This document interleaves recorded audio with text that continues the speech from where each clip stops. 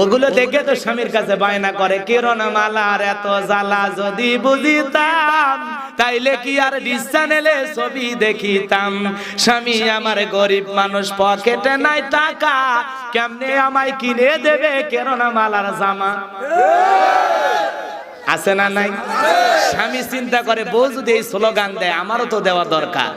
এইবার ডেকে বলে, সাথী তুমি রাগ করো না, খোলো তোমার আঁখি, তোমার জন্য আনবো কিনে নতুন জামা পাখি। স্টার জলসা দেইখা যখন হইছে ইমান হারা, জানি তোমার ঘুম হবে না পাখি জামা সারা। কি লাভ হবে গো বলো তোমায় দোষী করে, পাখি জামা না পাওয়াতে 7 জন গেল মরে। 17 জন দিল স্বামী তালাক, হলো অন্যের বধূ।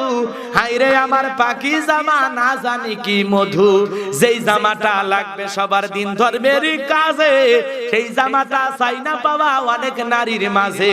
হাইরে নারী পর্দা সারি ছুটছো কাহার পিছে, মনে রেখো দুনিয়াটা একেবারেই মিছে।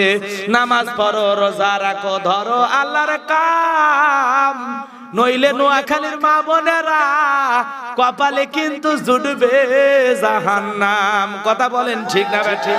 জাহান্নামের ভয় যদি অন্তরে থাকে মা, তাহলে স্টার জলসা দেখা বাদ দেওয়া লাগবে, জি বাংলা দেখা বাদ দেওয়া লাগবে।